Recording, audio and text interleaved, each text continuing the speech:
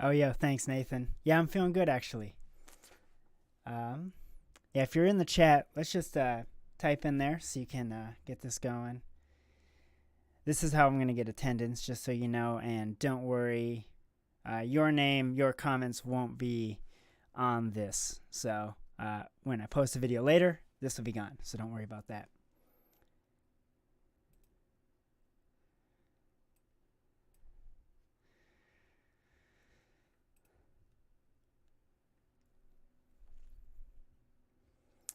What's up, Brandon?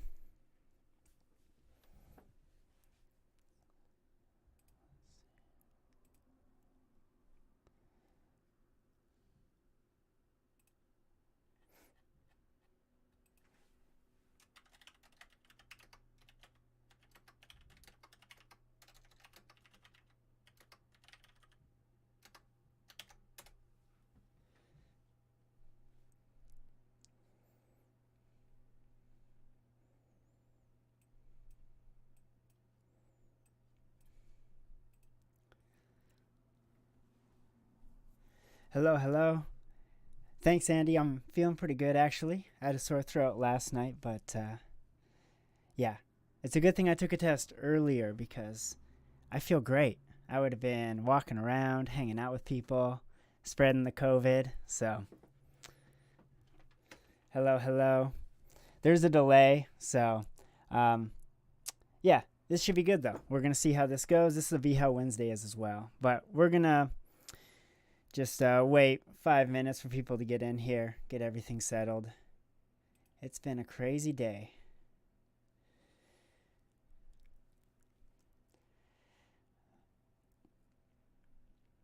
I should have like some background music playing or something.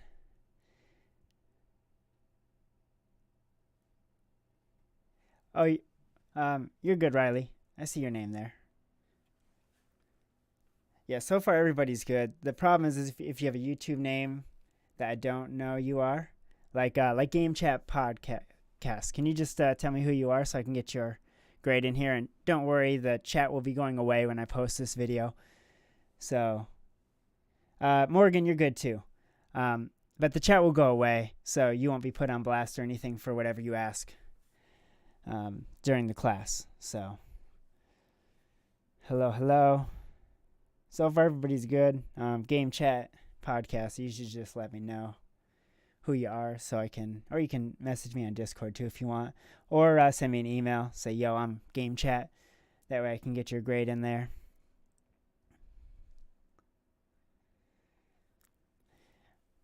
All right, hello, hello. We're going to keep waiting a few minutes since everything's crazy so we can figure out how this is going to work and get everybody in here. Then I'll kind of explain what we're doing. Can everybody hear me okay? Audio's good?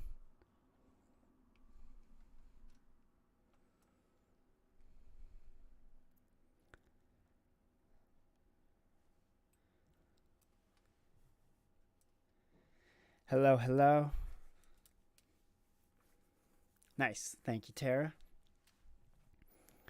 And yeah, we'll probably cut the first part of this video because I've been up for 8 minutes. Nobody needs to watch this part. Oh, nice. Okay, there's a little bit of a lag. I see everything rolling in now.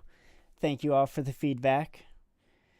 Let's give it about 2 more minutes and then we'll get going. What's up? I see both Jennas are here. Get this out of here. Let's start prepping a little bit. Oh, we don't want that.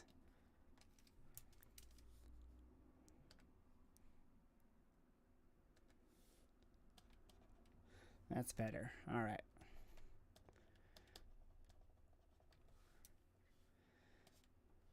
Oh, there we go. All right, so we're 2 minutes in. It looks like most people are logged in. We got quite a few of us here. All right, so we are going to get started. So the way this is going to work, if you're on this live, I'm going to go back through the comments at the end of this. And if you're here and you're commenting, there's going to be many things that we comment on, asking questions, all that stuff. Your goal is to ask one question for the class today. And I'm going to go back through the comments, and then if I see that you participated, you don't need to take your 2.5 pages of notes. It'll be helpful to have a notebook with you because why would it be helpful?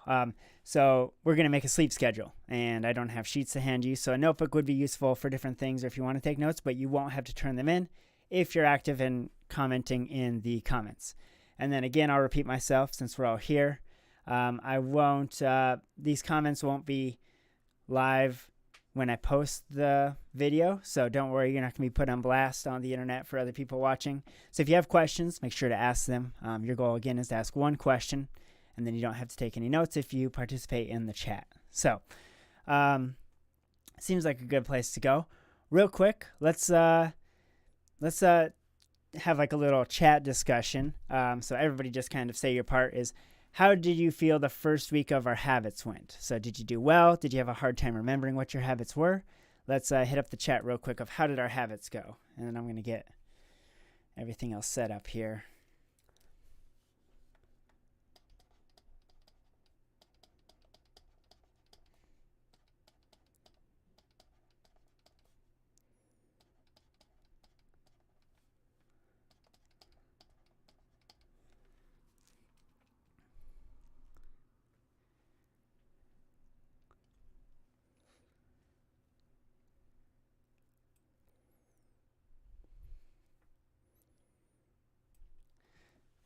Nice. It looks like we're doing pretty good. All right, cool. There's Oleg. So I'll let you watch the chat and see how everybody's doing. But yeah, I'm doing okay. I've been hit and miss. And then I got really tired this weekend, and that's when I got COVID. And today I'm feeling really good. So yeah, well, I have to stay away from school for this week. So Wednesday we'll be online again. We'll do the same format. I think we'll see how this goes. So my computer crashed as well, so I had to go and buy a graphics card today. Then it was too big for my case, so good times. But all right, let's get into class here. So today we're going to learn about investing. We're going to finish up that section, and then we're also going to cover sleep. So yeah, let's kind of refresh. So remember we have our bank accounts. Let's write this here, bank accounts, right? And you can have a savings. You can have a checking account over there, right? And then we talked a little bit about credit cards. And then we talked about investing. And the idea was if you invest while you're young, you don't have to put in a whole lot of money, and you tend to make a lot of money from that. So the main investment vehicle that I would recommend, although this isn't financial advice, is a Roth IRA. So that's what I would kind of focus on for you. A 401k, if your business or if your company that you work for offers one, typically you want to take that because a lot of times there's going to be free money in there. And one we didn't touch on very well is the HSA. So HSA is a health savings account. If you have a certain type of health insurance, you can put away $3,000 into this account a year, and you don't have to pay taxes on that money, and you get to spend this money on any health stuff. So fortunately, I don't have one of these yet, but in a year, I hopefully will have one. And then I'm going to start putting $3,000 away in my HSA. And then if we forgot, in a Roth IRA, we can put away $6,000 per year, right? And then we don't have to pay taxes at the end of the year. So, and then we were talking about brokerages and different companies you can get a Roth IRA in and what you can invest in. So when we're looking about investments, we did some the investing game online. Let's do that in the chat. Let's hit up the chat with what investment did you buy for our investing game? What did you invest in?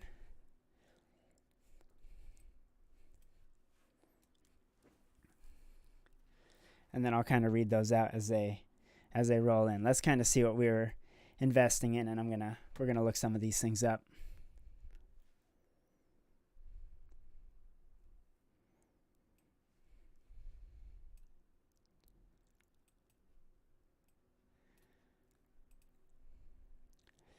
Oh yeah, we got some AMC, Snapchat, Pfizer, UPS, Sky, Walmart, Apple. Yep, Coca-Cola. Oh, Shiba, Doge. Okay, Shiba's doing pretty good today.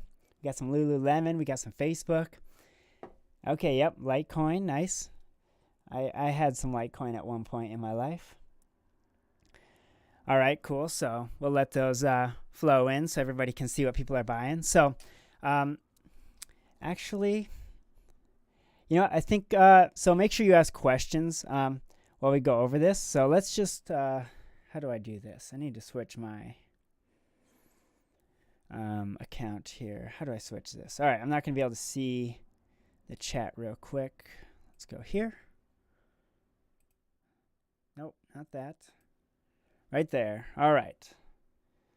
So we are there. Pull this up. All right, lots of stuff going on. Let's get this over here. That's where I want it. Yeah, actually. Sorry about this, guys. New setup here. There we go.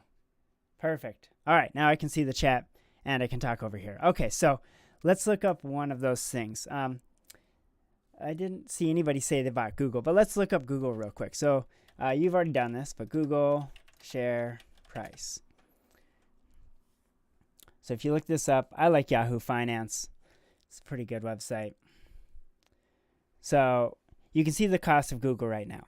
And basically what you do is when you open up an account at like Fidelity or SoFi or whatever company it is, Vanguard, right? All those brokerage accounts that are kind of like banks. You open up a Roth IRA inside of one of those, kind of like a checking or a savings account. And then you can buy things in there. So you can send over dollars and then you can buy stuff in there. Actually, now that I think about it, I'll send money for you. I'll show you guys exactly how that works. But so we have the price here, right? And basically you can buy one share of Google. Somebody asked me about, so Google's doing a stock split or a share split. And they asked me, what does that mean? So that's a little complex, but let's answer that just because they're going to be watching at some point here. So let me switch back over here.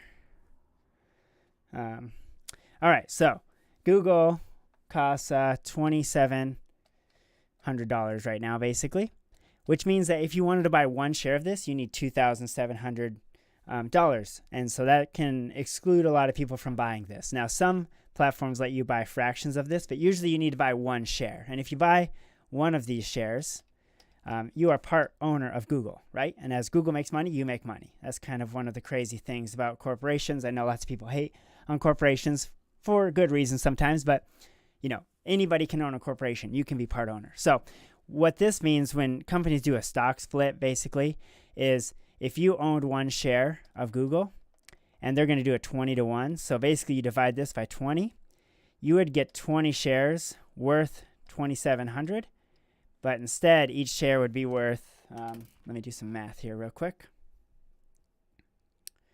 Let's see, 2770 divided by 20.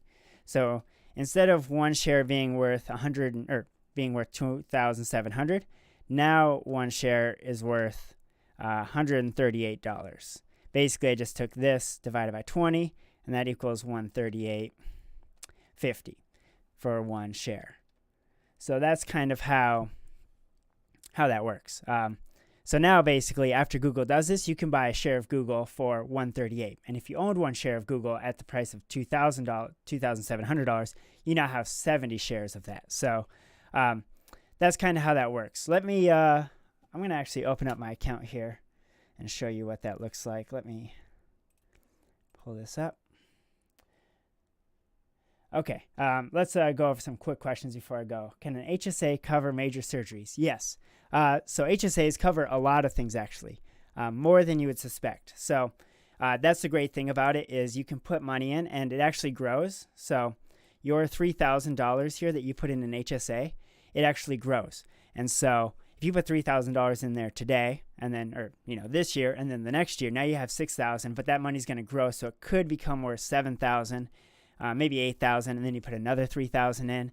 And so at some point, if you've been doing that for years, you can have $100,000 in your HSA, and that can pay for all kinds of stuff. Small things, big things, even like sometimes you can get massages and different things like that. There's all kinds of different rules. But yeah, HSAs are a great tool. When I have the income to do it, I will be maxing out my Roth IRA, I'll be maxing out my HSA, and I'll be maxing out my 401k. And if you do that, the likelihood that you're going to be a millionaire is very high. So, okay, let me actually just go to my account to kind of show you how this works. I don't have very much money in this account, so but a decent amount. But I didn't get started in this until later. Like if you start young, you're going to be so far ahead of the game. So, all right. Got to log in here.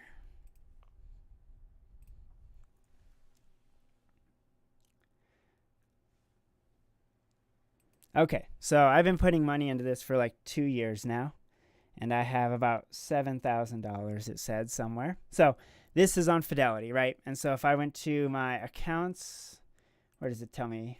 So right here says, oh, I don't have the right screen up. Let me show you my screen here. There we go. All right, now you can see what I'm talking about. And let me pull up the chat again, so when you have questions, I can maybe notice those. Okay, few questions before I talk about this that I see. So would I recommend buying fractions of a share, or does it matter? Doesn't matter. So if you are on a platform that allows you to buy fractions of a share, I would do it, right? It doesn't matter if you own half of a share or a full share. I don't think I can buy, let's try to buy something on Fidelity. We're going to wait, but I'm going to try to buy something, and we're going to see if we can do fractional shares. I've never tried it on Fidelity. So stay tuned for that. But yeah, it doesn't matter if you buy a fraction or if you buy a full. Either one would be good. Next question. Is there a specific amount of money you are allowed to put in HSA per year? Yes, $3,000 per year. That is your max. Yes, I would recommend a Roth IRA as soon as possible, because every year you can only put in $6,000. And so if you open an account right now, you get to put in money for 2021 until tax day. So like April 15th, I think. So you can put money in for 2021 if you have like an extra $1,000 laying around or something.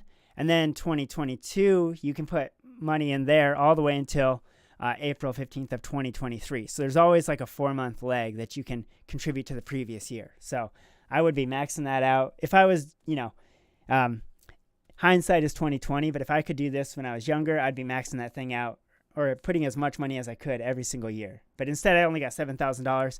I got other accounts, but yeah, I did not take full advantage of a Roth IRA, unfortunately, when I was younger. So, yes. Advisable amount to start with. I would start with whatever you're able to lose, I guess, because you can't touch this money for a long time. So, you don't want to put money in that you're going to need for rent next month or something like that. So you just want to put in whatever you're capable of. Maybe it's only $50 a month.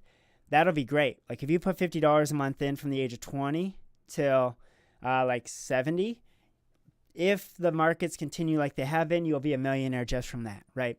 And you'll probably contribute more in the future. So yearly limit for a 401k, I'm not quite sure. I think it's like $19,000 for sure with a family. So you can put a lot into a 401k. Are there negatives to having a Roth IRA? Yeah, it kind of does seem too good to be true. Some negatives is you can't take the money out until you retire. It's only for low-income people. You need to make less than like 120 or 160K. I forget the number. But you can't take that money out. If you do take that money out, you get a penalty.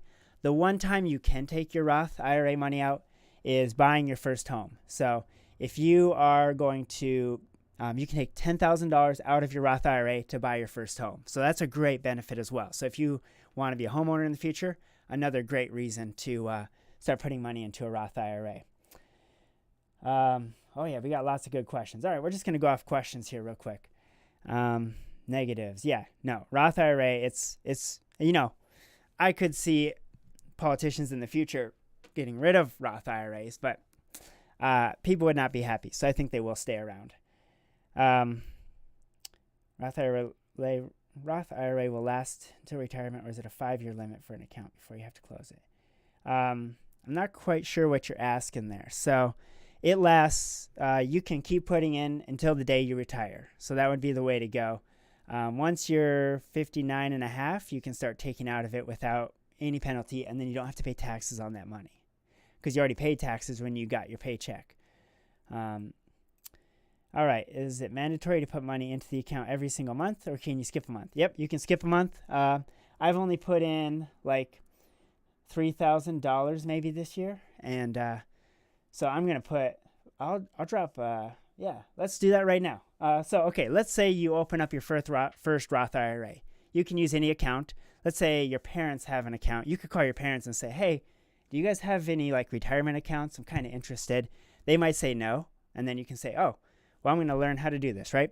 Or they might say, yeah, we use Vanguard, and they can help set you up, right? So that might be an easy way to get in. But let's say you don't. You've opened up an account on Fidelity, Vanguard, SoFi. There's some really nice apps these days. You want to make sure that they have the ability for a Roth IRA so that you get those benefits. And then basically you just link your bank account, and then you go to transfer. And so I'm going to transfer money from my bank account. I got to do this anyways, so today's a good example. To my Roth IRA, right? So money from my bank account to my Roth IRA for 2021.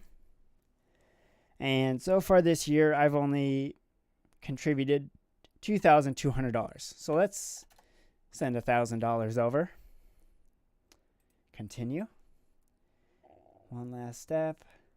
Make sure, you want to make sure it's from your bank to your Roth. I did it backwards one time and took money out of my Roth. That was fun. Okay, boom.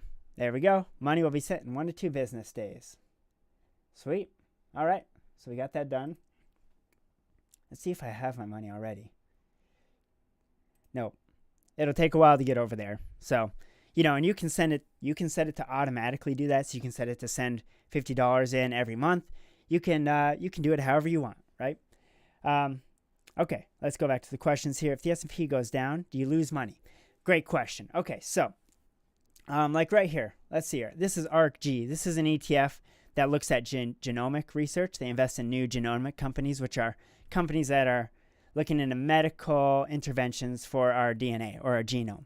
I bought this at a price of $59.52 per share. Today it's worth $49.01 per share. So I have 1 share, and so I've lost $10 about, right? So not the best purchase. But the nice part is if I just hold on to this, in the future, I think it's going to be worth more than $60. So in the short term, yes, my dollar value went from, I paid $59, and today I could sell it for $49.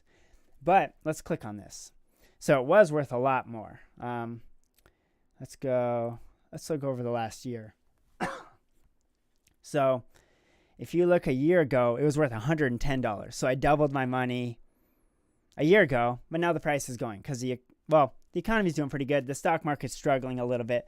Lots of things that go into that. So you can spend your whole life learning about this stuff. So so if the S&P goes down, yes, you do lose value, but long term, over the long run, the S&P usually always goes up. Let's look at the S&P. And remember, the S&P 500 is the 500 largest companies in the U.S.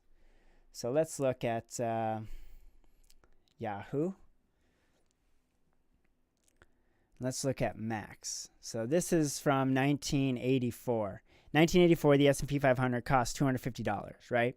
Then it ran all the way up to $1,500, and then it collapsed down to $800. Then it ran back up to $1,500 again. And then in 2008, it collapsed all the way back down to $730.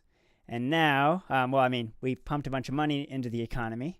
So yeah, that's where it goes real steep there. But now it's worth $4,500. So, people start stressing about what the current price is and like how to, people always want to buy at the lowest price and then they want to sell at the highest price. And that's not how you invest. People can't time the market. It's too difficult to do. So the best way to do things is, it's called dollar cost averaging. Let me switch over here real quick. Let's write this down. Let's go this way. Oh, sorry about that. All right, so it's called dollar cost averaging. Some people call it DCA. The idea is if you put in $50 every month and buy a tiny portion of the S&P 500, the idea is in 10 years you're going to have way more money than you did than if you didn't, and if you just waited all the time. So the S&P 500 is going to go like this. Price is going to go down. When the price goes down here and you buy right here, this is like everything's on sale, right? So right now the markets are kind of down. I mean, they look way up, and they look way up when we look right here. But if we go to like a year, they're kind of down right here. So you might be getting a discount. They might keep going down, but don't worry about it now because you're young. You're worried about 30, 40 years in the future, right? Now, if you're retiring in 2 years, yes, then you're going to be getting out of some of the riskier stuff and into like bonds and stuff that are more reliable, right? But while you're young, I mean, this is just going to keep growing. I mean, assuming we don't, start a nuclear war or something like that. So let's go back here. So, I had this off the screen. Okay, so yeah, so this is the S&P 500. Price might go up, then price goes down. Typically here is a great place to buy, but I would just keep buying, right? Because who knows, the price might go, not quite that way. The price might kind of shoot up, right? And if you were like, I'm going to wait till it keeps going down, you miss this, right? But then you might buy here, and then the price might go back down. Or you might buy there, and the price goes back up, right? And so you can lose your mind trying to time everything. I enjoy it a little bit, but, I wouldn't think about this for where you're at, right? You got a lot to learn before you're trying to like switch in and out of stuff. If you were just buying every single month, right? You buy here, you buy here, you buy here, you buy here, you buy here, you buy here, you buy here. In 30 years, we're up here. And you won't even care where you were buying down there. So, great questions. Let me get those questions back up here. Where are we at? There we go. Okay. If you skip a month, can you double? Yeah, you can double up. I just put $1,000 into mine, so you can put $6,000 all at once, however you want to do it. Some people, when it becomes January 1st, 2022, they'll put their entire $6,000 in because then it has a whole year to grow. But that's a lot. A lot of people aren't ready for that. So what's the best way to start a Roth IRA if you have no idea what you're doing? Should you talk through your bank or online through a website? Your bank won't have a plan like this. You could just call Fidelity. So I would go here. There's a contact somewhere. Let's see. Virtual assistant. Look at this. Let's just try this. And you could just talk to them. Hello. I have no idea what I'm doing, but I want to set up an account. Okay, the robot might not be the best way, but you can call them as well. You can look up a phone number, and you can call them, and you can just say, hey, I have no idea what I'm doing, but I kind of want to get started. And for a $5 fee, they will invest money for you. So I was lifting with one of my friends the other day, and she was saying she doesn't care at all about this. She's not interested, and so she pays them $5 a month, I think it is, and they invest for her. If you don't want to pay that $5 a month, I would just buy the S&P 500, to be honest. That's what Warren Buffett recommends, although, again, not financial advice. But, sometimes they have these things called target date funds. Yeah, so here's another way you can do it. I'm sorry. I have the wrong screen again. I need to get better at this. Okay, so here we go. Here's a target date fund. So if you type in target date, let's say you're thinking you're going to maybe be retiring around 2060 right here. This costs you, how much does it cost us? What is it? Is it $16? Yeah, $16. So you can just buy this. How do we buy this? I'm not sure what that was. Let's type in S&P. Well, it's usually not listed as the S&P 500. A lot of times it's listed as the SPY. SPY. There we go. So the SPY. If I wanted to buy this, I'd go here. I'd click buy. And then let's see if I can buy a tiny amount. Let's see if I can buy 0.1 at market price. If this goes through, I'm going to be amazed. So I'm going to buy $44 of the S&P 500 because I don't really want to buy the S&P 500, but I'll do it for all of you. There we go.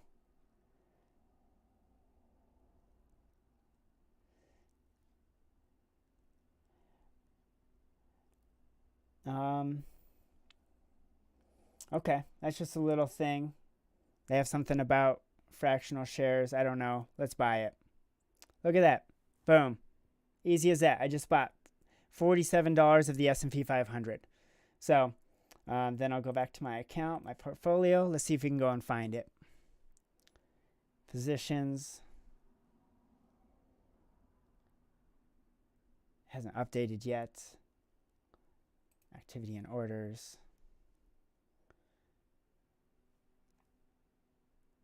The heck?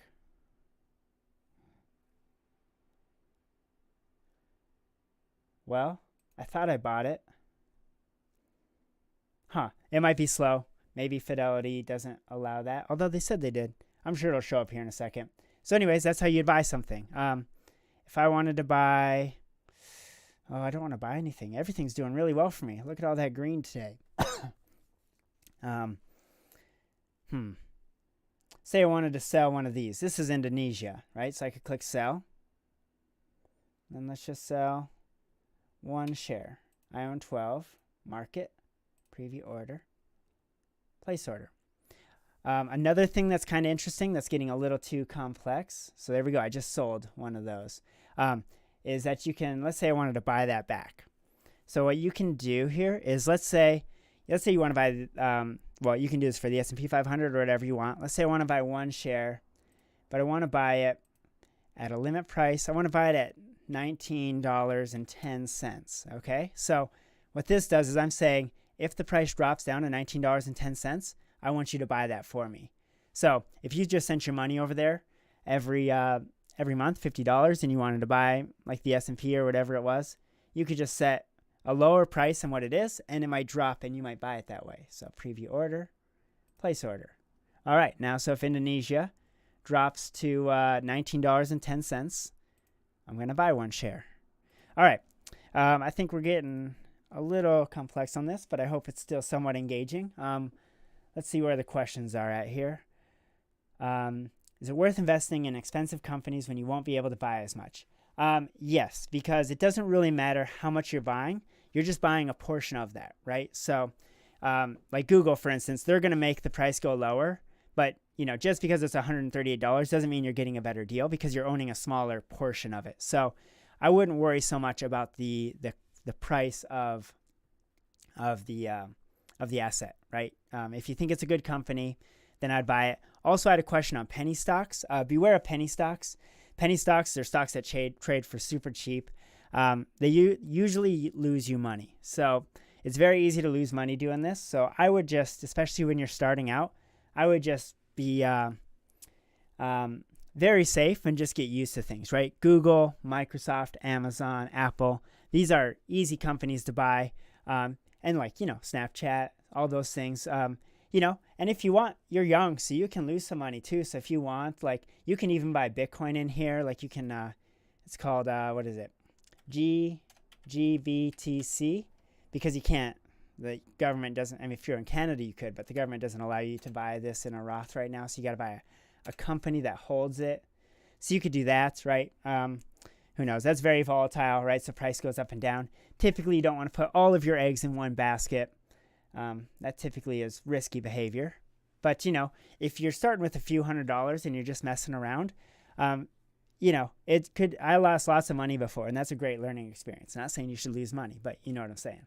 All right, great questions there. What is the difference between different platforms? Why did you choose Fidelity? So I chose Fidelity because they were the first platform that allowed me to invest a small amount of money. So now they all do it. But right away, every company required like $6,000 for you to get started, and I didn't have enough money because I just wasted all my money, and I was super poor, like living in my vehicle. It was rough. So so I couldn't get started, right? So once Fidelity dropped their minimum, and they just said, no matter what, you can put $50 in.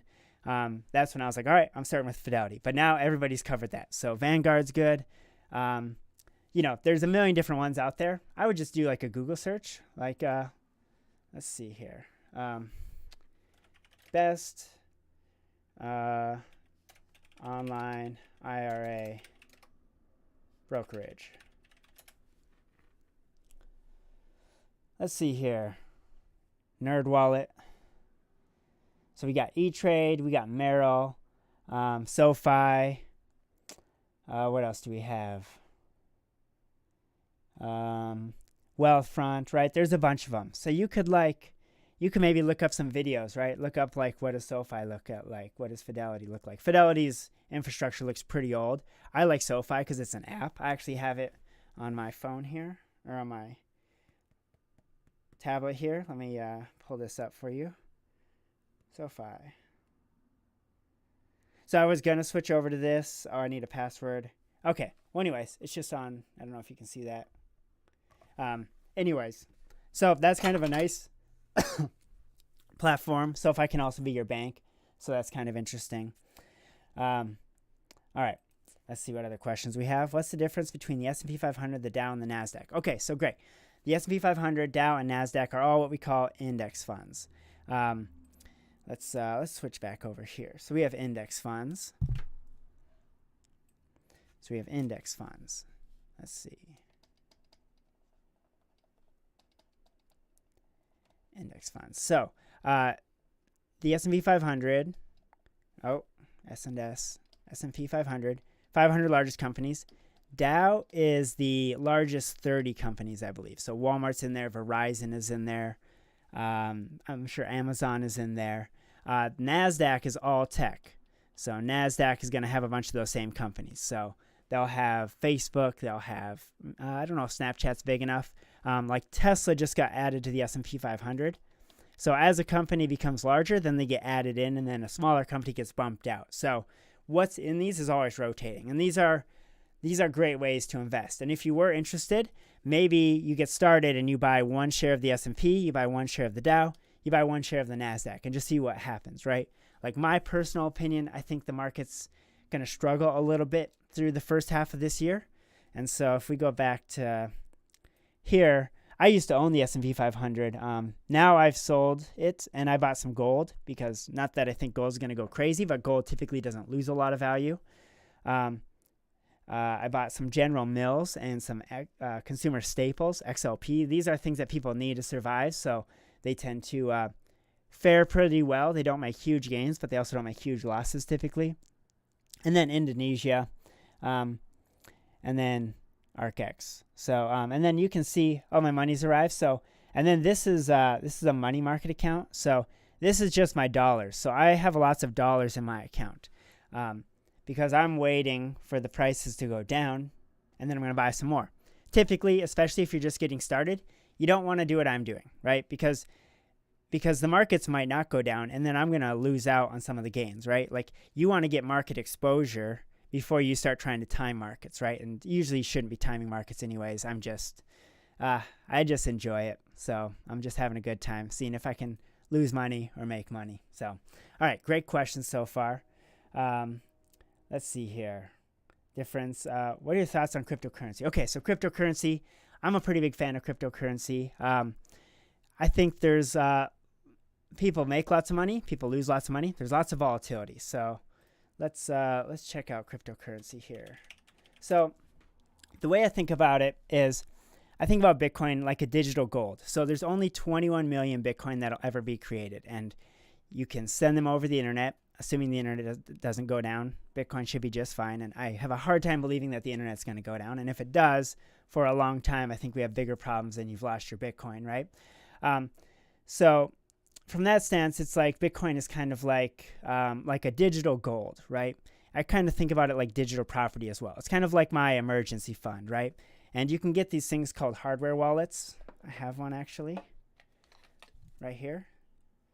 It's called a ledger, right? So I have this, and it makes sure that people can't, if they steal my password, or if I lose my password, I lose my Bitcoin, right?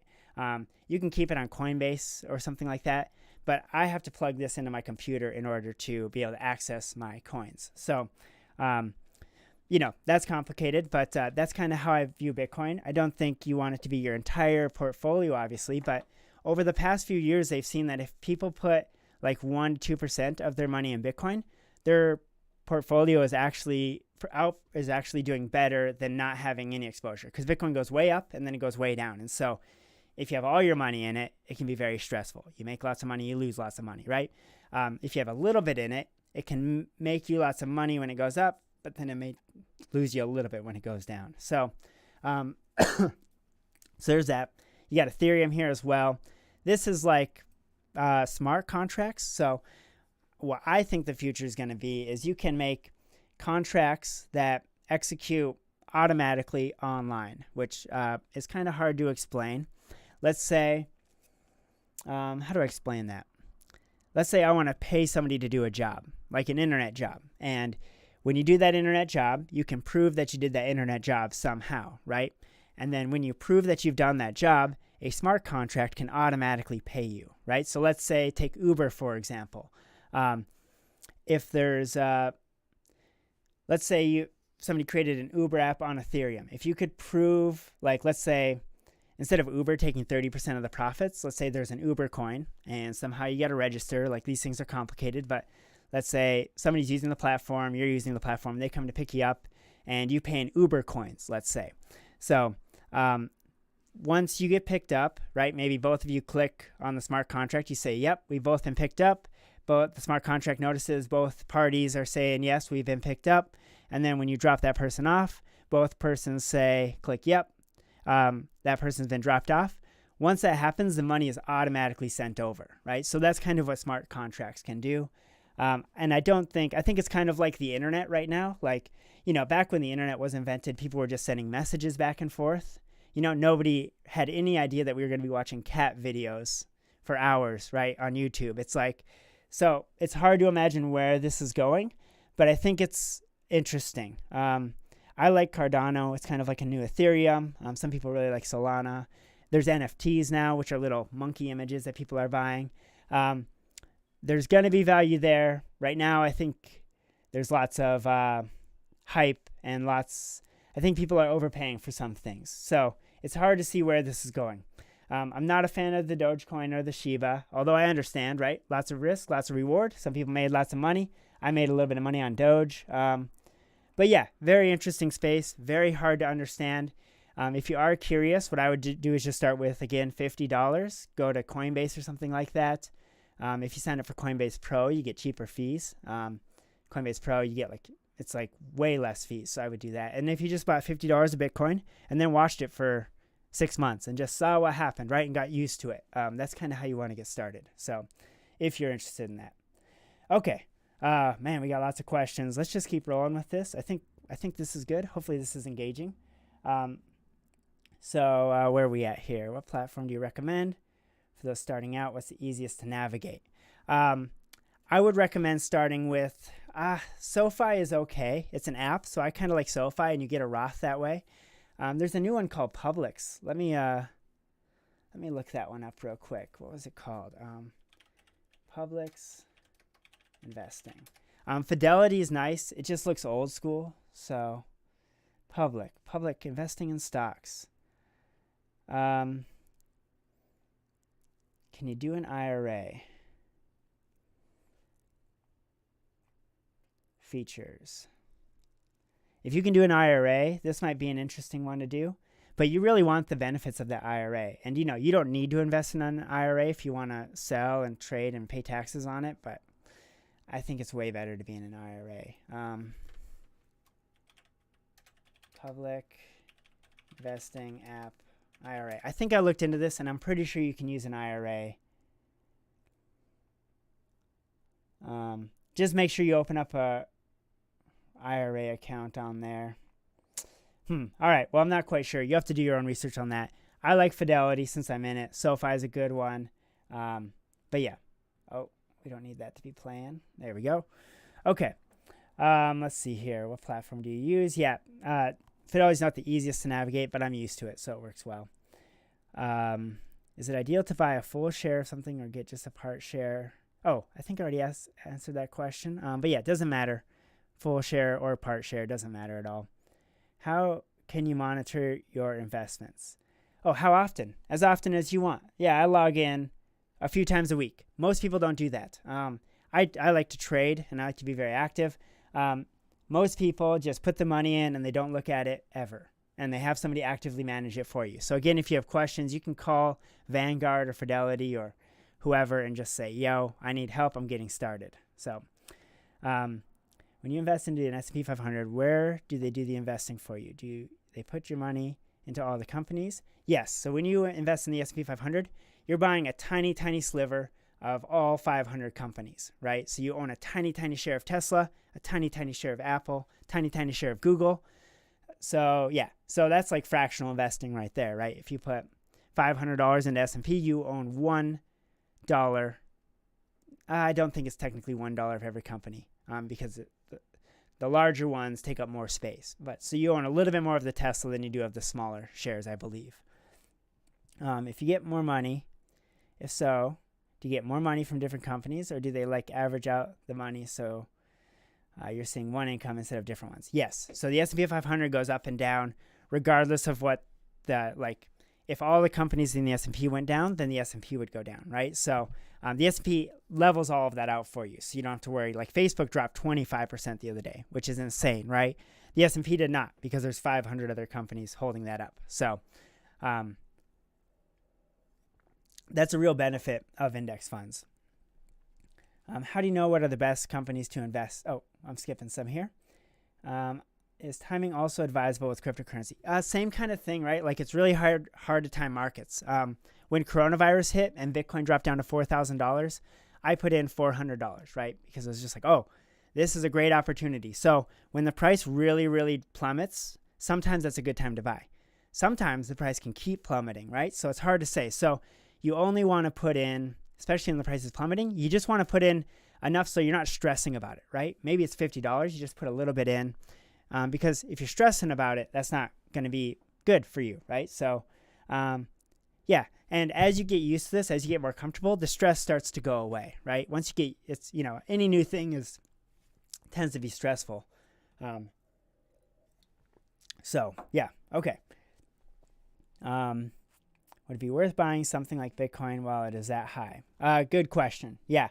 It was 60,000. Now it's 44,000. A few weeks ago it was 30,000, right? So if I had to guess, I think Bitcoin's going lower, because I think the overall market's going lower. But I don't think that's a reason to not invest if that's what you're looking at, right? I think you should still probably practice getting into it, because it's going to take you some time to get comfortable and used to things. And if you're waiting for the prices to all go way down so you can buy more, it's going to take you like a few weeks to set things up. You got to link your bank account. You got to do all this stuff. And so then you're not going to be ready, and then you might not feel comfortable doing stuff. So I think the best way to do things is just put $50 in a month or whatever the number is, and don't think about it, right?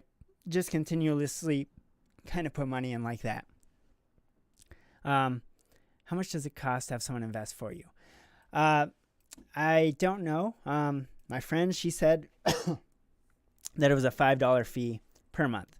So if you're putting $50 in, that's quite a lot. And so if I was you and I was putting $50 in every month, I probably wouldn't have somebody invest for me. I would probably just find something that I think is going to do well, and I would put my money into that, and then you can set everything to do it automatically through here, right? So, yeah, it depends how much money you are putting in, but if you're putting in, $6,000 a year, $5 a month isn't so much. Do you think hiring a financial advisor is worth it? Yeah, at some point, right? It's like if you have $100, it's probably not worth paying a financial advisor $2,000 to manage your money, right? I don't know how much a financial advisor costs, but yeah, if you can just call up any of these companies and they'll help you out. They'll get you set up, and you can just ask them, and they'll give you all of their options, right? So they're going to know exactly how their platform works and how they do that. I just love looking into all this stuff, so I don't really want to listen to their options for me that make my life easy. But yeah, they will have plenty of options for you if you give them a call. How many shares should you typically buy in each company? Is it better to buy one share in multiple companies, or buy multiple shares in one or two companies? It doesn't really matter, right? So, it does matter if one goes up and one goes down. But, if you put all of your money into one company and that company goes bankrupt, you lose that money. For instance, I had money in an oil company that was starting in North Dakota, because I'm from North Dakota, and they went bankrupt because the price of oil fell during COVID. And so that $1,000 became $0, right? So I had all that money. It was a high-risk investment, right? And high risk means I lost all my money. There was another company called Factum. I put like $2,000 or $3,000 in it, high risk, and they went bankrupt, and I lost all my money, right? So I put lots of money in other things, and they skyrocketed, right? And then I've made lots of money. So that's where the index funds really come into a good place, because then it's not just into one company. All right, same question as Carly. Okay, I think we got caught up. Sweet. Okay, so I think we understand this pretty well. Nice. All right, we did investing a lot earlier than I expected us to do, but that's all right. We were going to do this at the end of the semester, but we kind of just rolled with it. Do we have any other questions regarding finance? I'll ask that. We'll do budgeting at the end of the semester, but if we have any more questions regarding finance, let's cover those real quick here. We talked about credit cards, Roth IRAs. I think we hopefully should have a pretty good idea. If you do have questions that you think of later, you can hit me up on Discord, send me an email, talk to me after class. I love this stuff. So, all right. I don't see any more questions coming through. Let me pull this back up. And the next question for the chat is, how many hours of sleep did you get last night? So hit up the chat with how many hours of sleep did you get last night? I'll tell you, I did not get very much sleep last night because I did not feel very good. You know, when you're just hot and sore throat. I slept like 4 hours, unfortunately.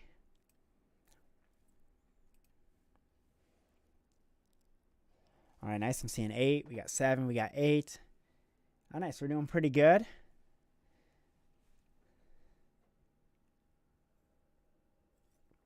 Oh, dang. Okay. Yeah, we're doing good. Sarah, I feel you on that. Yep. Yeah, well, you guys are doing better than me. You could actually be teaching this next section of the class. What time is it? All right, we got 25 minutes. Let's see what we can learn about sleep here. All right, nice. So we got plenty of sleep, it looks like, last night. We're doing pretty good, most of us.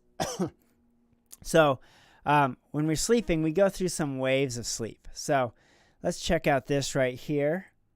Let me see if I can get this centered here. So we got some waves of sleep.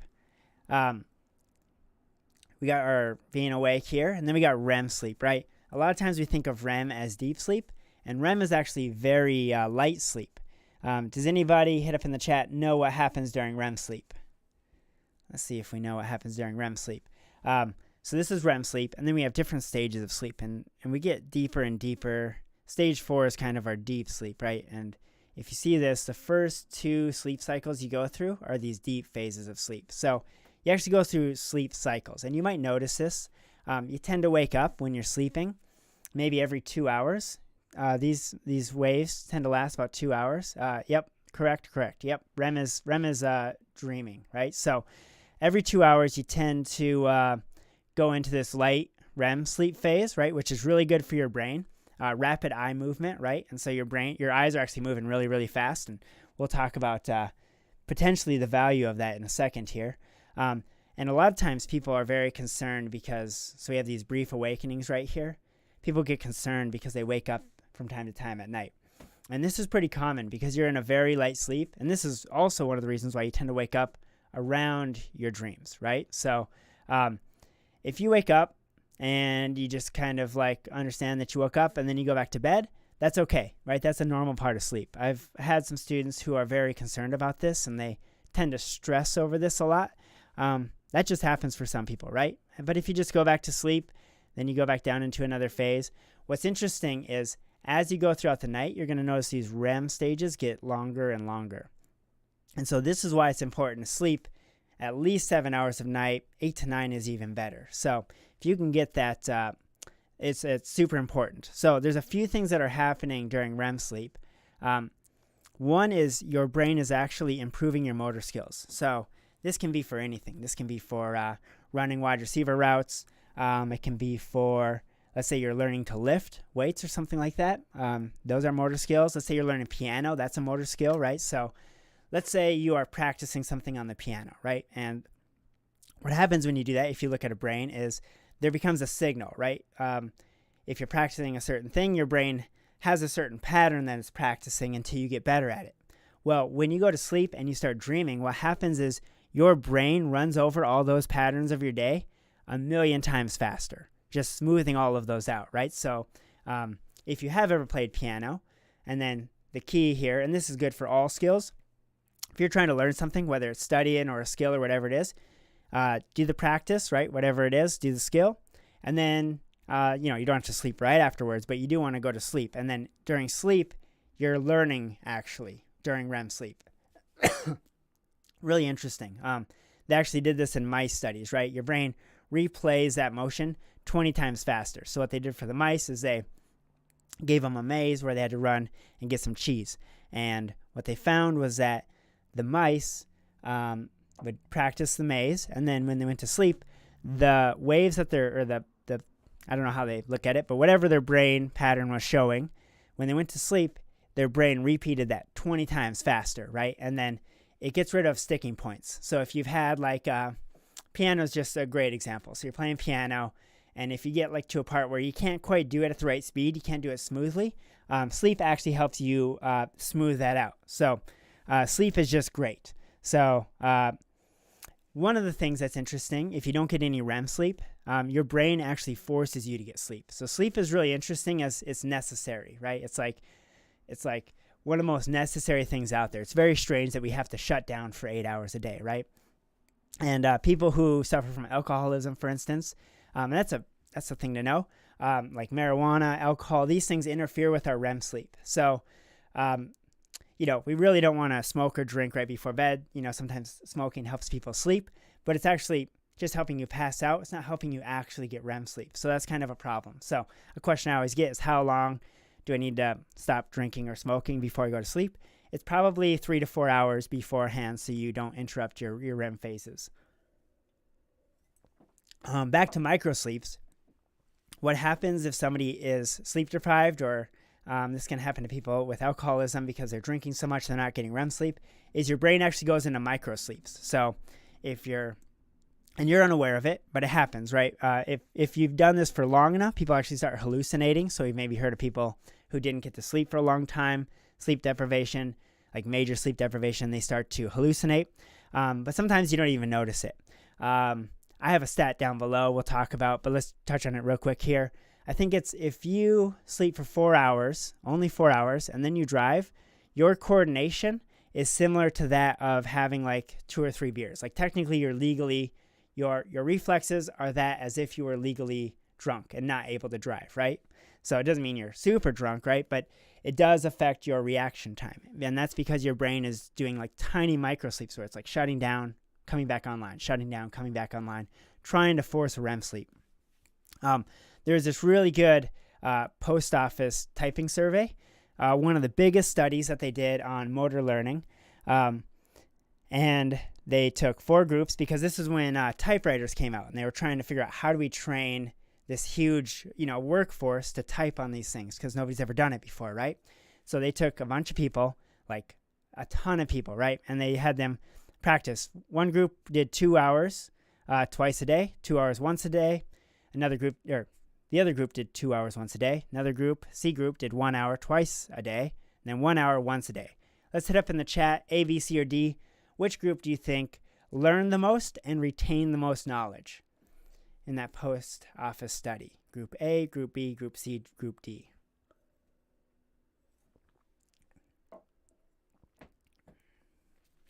So who do we think learned the most that day, or over this study?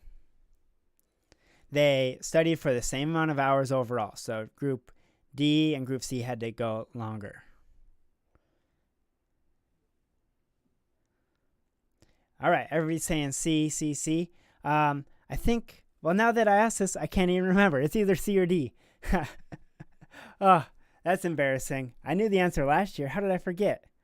Well, I think it was D, though. I think D was the answer.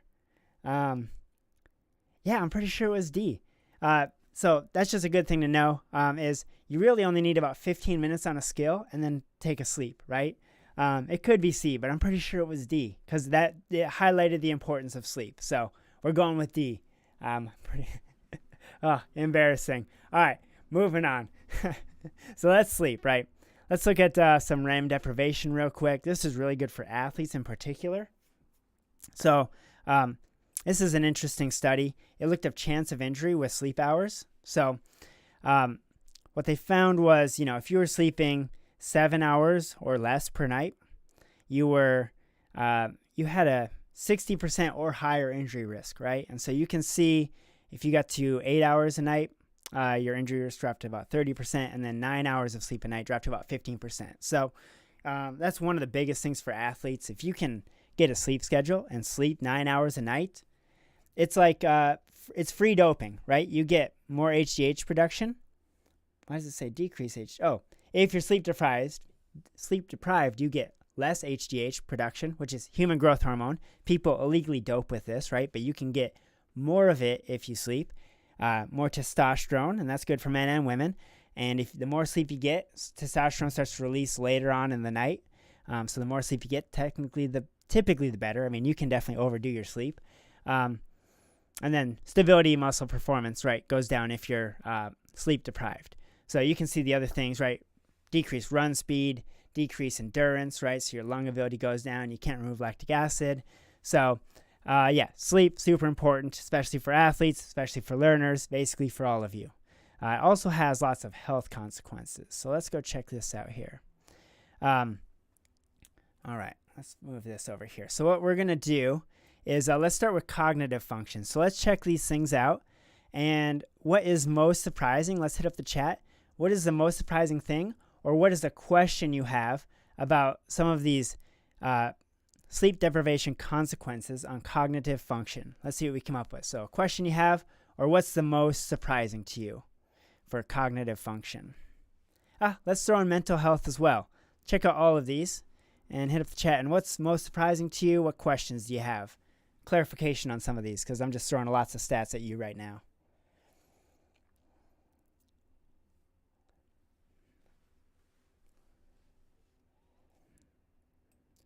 All right, and there's a little bit of a lag, so I'm just going to start explaining this. So what was really interesting about cognitive function, this is like your ability to think, is if you slept 14 days in a row, 6 hours or less, they found performance continued to decrease, your cognitive performance continued to decrease continuously, and it didn't ever level off, right? So it just kept going down and down and down, and they didn't see, after 14 days, a level off.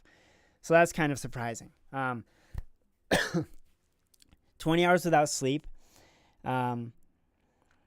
or aka 4 hours. If you only slept 4 hours, your reaction time is that as if your blood alcohol content was 0.095, right? Which is legally unable to drink. So, or legally unable to drive, right? So that's kind of crazy. It doesn't mean you're actually drunk, but just means, you are impaired, right? So, and driving is the most dangerous thing you do, right? Statistically speaking, it's the most dangerous thing you do.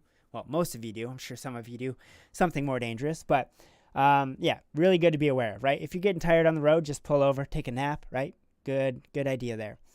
All right. Yeah, we got driving. Yeah, the substances is kind of a crazy one, right? So part of this is probably an inability to control your behavior, right? And so it's a lot easier to fall into those unhealthy habits when you're tired. You don't have maybe the ability to withstand that. Death mishaps, right? So especially if people going to doctors, whatever they call it, residency, right? It's kind of like a badge of honor to not sleep. These are projections, but there's lots of mistakes due to lack of sleep, right? So same thing with driving, right? So we got to be careful. Nice. We're doing good here. The correlation with Alzheimer's, right? So there's this idea that beta amyloid builds up in your brain, especially when you're awake, and that may lead to Alzheimer's disease. And sleeping may actually help clear that beta amyloid. Exercise is great too.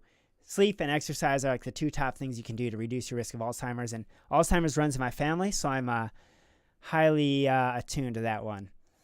All right, we're getting good here. Yeah, so very interesting. Matches ADHD symptoms as well, right? So it's hard to focus, forgetfulness, that kind of stuff.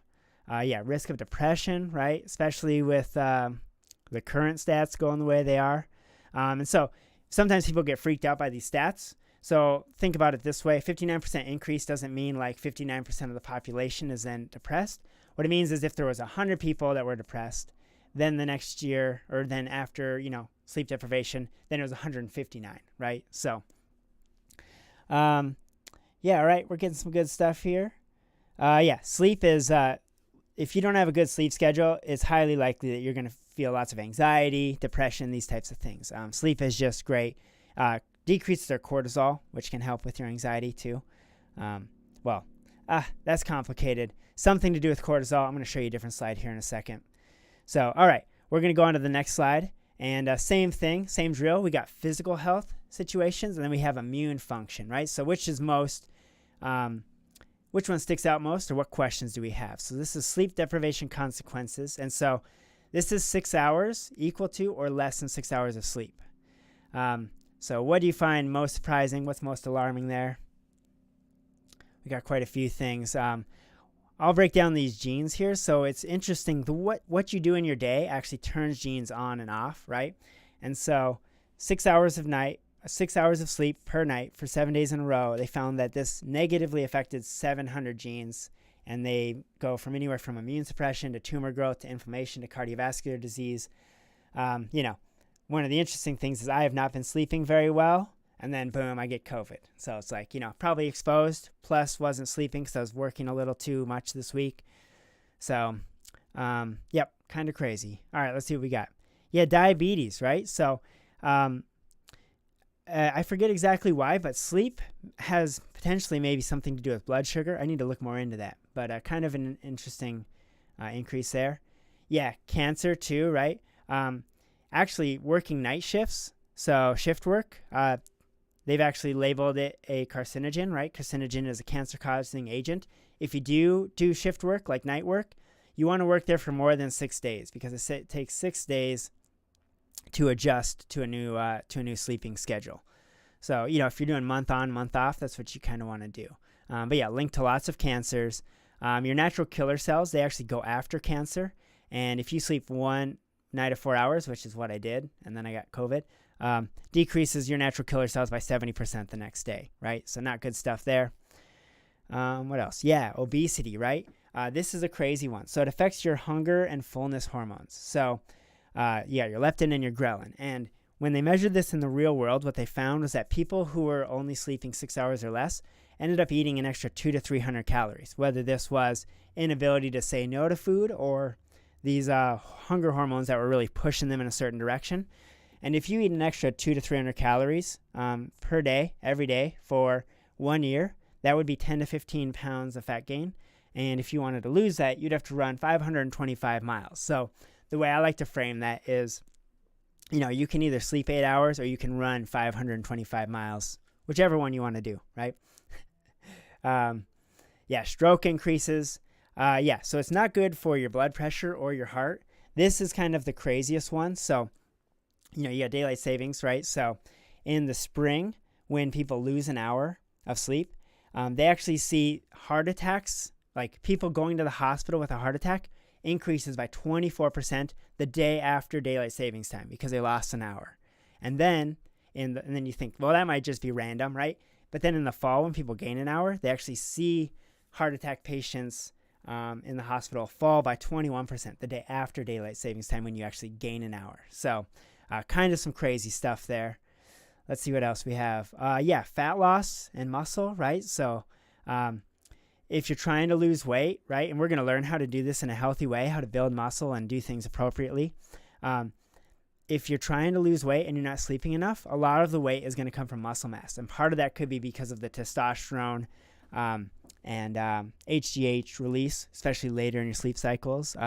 There's been people, and this is anecdotal, but they started sleeping 8 hours a night instead of 6, maybe instead of 4 hours a night, and their testosterone tripled, right? So, okay, let's see what else we have here. Natural killer cells, those are part of your immune system. I don't know exactly how to describe exactly what they are, but they're like little guys that go around your system, and they find something that shouldn't be there, and then they attack it and eat it. So, we got a question here.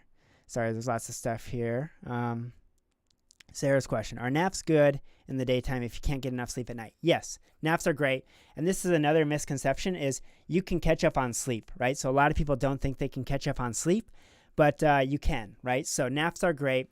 20-minute naps are most ideal, 20 to 30, because if we scroll back up to, Where's it at? Scroll back up. Let's zoom out here to this. So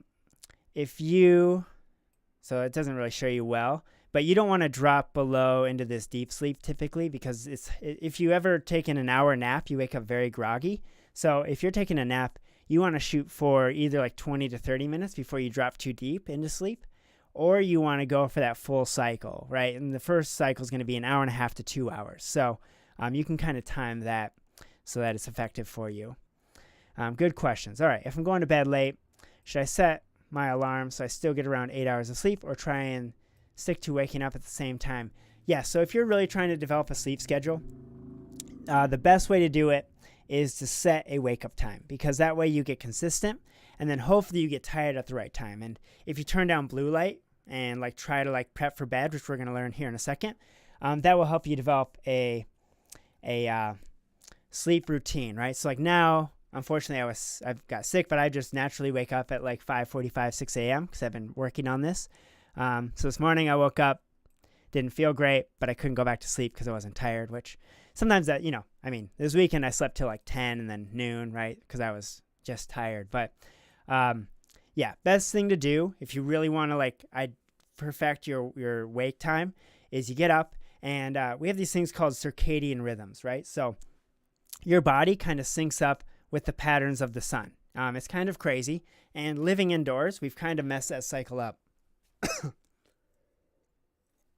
a little bit. So if you really want to sync your sleep schedules, what you should try to do, and you got to figure out when you can wake up and when you can go to bed, but if you can wake up around sunrise and go outside for a 10-minute walk, when the sun is lower in the sky, it hits your eyes at a certain angle and it makes you more alert, right? And that really helps set your circadian rhythm. And then the idea is, if you go outside when the sun is going down, the angle of the light also kind of triggers your melatonin to start kicking in, and that can help you get more tired, right? And so like 3 to 4 hours before you go to bed, you want to start to turn down your lights. You have blue screens on your computers. You can actually turn down that blue light, and that'll really help you out too, kind of get more tired. So yeah, good question. And right away, it's brutal when you're waking up, at the same time, because you're tired, right? Because you haven't set yourself up to be going to bed earlier. But that's the way to start. Is just set a time to wake up, and then wake up at that time every morning. Sleeps are great, right? Or naps are great. 30 minutes, or go for that 90 minutes to 2 hours so you don't wake up in your deep sleep. Why do they say not to eat after 10 p.m.? Well, for some people, eating may interrupt your sleep cycles. There might be other reasons. We're going to talk a lot about intermittent fasting, so I'm going to hold off on that question.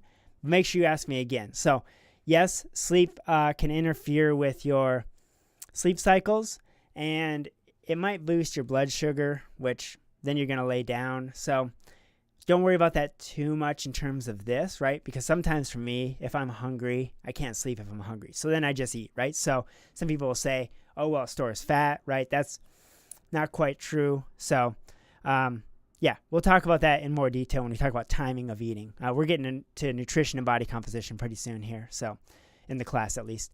Is it true that teenagers and young adults have different circadian rhythms than adults? Not that I'm aware of, but I do know that young adults need more sleep than adults, right? So in that case, it probably has some truth to that, but not specifically that I know about. So, okay. Great questions. Keep them coming if you have them. So we got 4 more minutes here. All right, so sleep disorders. So sometimes people have actual disorders that impede their sleep, and it's really hard on your health. One is insomnia. This can be from all kinds of things. It can be stress or worry, right? A lot of times, for whatever reason, when you go to bed, everything that worries you start to think about it. So if you can find a way to reduce that can be very beneficial. Circadian rhythm interruptions, of course. If you have blue lights on at night on your computer screen, right, that can be really interrupt your melatonin, so you don't produce it. Melatonin supplements, it's hit or miss whether they're good or bad for you. Some people think they're not great for you. Some people think they're not very effective for you. In my opinion, you should try to get good sleep without melatonin. If you need to take it, I don't think it's the worst thing in the world, but when you take it, you actually take a lot. And yeah, naps are great. Naps help you catch up on sleep. We keep getting that question, but yeah, naps are awesome. Yeah, so melatonin, I've taken it a few times and I fell asleep. I can't tell if it's a placebo effect or if it actually works. There's some evidence that it works, especially for jet lag, but it's really hard to do melatonin research, and the dose that you're taking is a huge amount compared to what your brain actually releases. So that's why I'm a little hesitant about the melatonin, right? Because it's like, that seems a little, I don't know, unnatural. Doesn't mean it's bad, but just makes me question whether it's good. So I don't know is the answer. Probably not the worst, probably not the best, probably not as great as it tends to be or as it seems to be, but I wouldn't avoid it if you need to get some sleep. All right, so insomnia, right? There's things that you can do. One is cognitive behavioral therapy. We've talked about this, correcting those thought patterns that you have, getting that sleep schedule, substance control. Another thing is sleep apnea, right? So let's see here. We got some questions coming in. Let's see here. Can you get addicted to taking melatonin gummies that help you sleep? I don't think you can get addicted. I mean, gummy vitamins are delicious. So yeah, you shouldn't take more than what you should take. But I don't think you can get addicted to melatonin per se. But people can get addicted to anything. So, but I don't think there's an addictive element to melatonin. But again, people can get addicted to anything. All right, we're almost up with time, and we still have some things to talk about. We're going to have to finish this up next week, or on Wednesday, I mean. Okay, Wednesday. Let me take a note down. Thank you all for being here. This has been great. I'm going to finish up a few last questions as we go, but you are now free to go. I'll get your grade entered in, and if I miss something, let me know. I should recognize some of these names here. And we're going to do the same thing, but at noon next week. I'll set links and everything for you. Last questions, if you want to hang around for those. If you wake up more than 4 times a night, is that bad? No, that's not bad. Waking up 4 times a night is okay. If we go back up here, we have these sleep cycles, right? And so if you think about it, you go through about 4 sleep cycles a night. So you wake up here. Here's another one. There's 2, there's 3, there's 4, right? So you could wake up 4 or 5 times a night. And as long as you're going straight back to bed, then you're good, right? So don't stress about that. That's pretty natural because you go into those light phases of sleep where you kind of wake up. Would getting tonsils removed help with sleep apnea? Potentially. I think, yeah, we're going to ask that question again next week. We're going to talk about sleep apnea, but if it closes your airway, that can cause you to wake up, and then that's what typically causes sleep apnea. So there's lots of things, and so overly enlarged tonsils could cause sleep apnea, probably. Do you build a tolerance to melatonin? I'm not sure. I would guess that you do, and that's why I'm a little hesitant to recommend melatonin because it's such a high amount compared to what your brain releases. But I don't know that for sure. Thank you, everybody. Sorry for all the confusion today. I'm actually feeling really good, so I think I'll be better. But, now I got to quarantine myself. So we'll be back next week, but I'll see you on Wednesday. Thanks for hanging out. And, yeah, have a good one.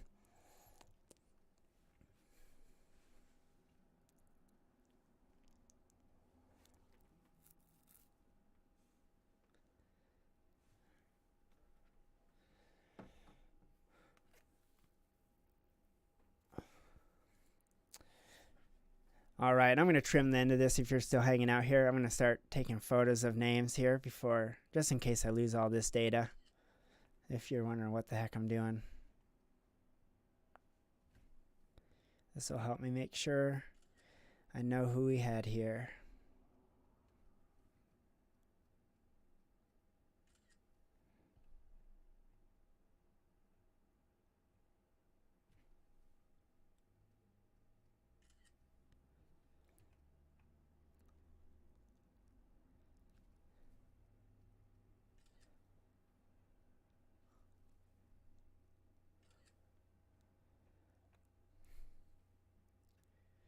If you do have any more questions, I'll be kind of chilling. So I guess if you want to ask anything more about investing or anything, feel free to stick around. There we go. We got a picture of everybody there. Very good. See if we have any more questions down here.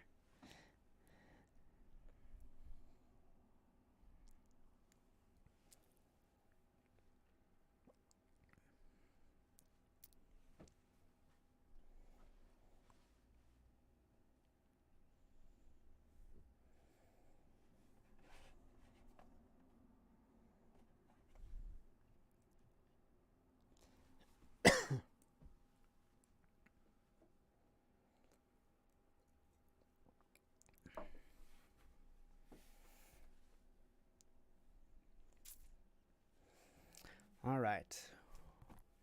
And while I hang out, again, if you have any questions about anything, feel free to ask. I'm going to start setting up for what I forgot to talk about here. Oh, that's a little large.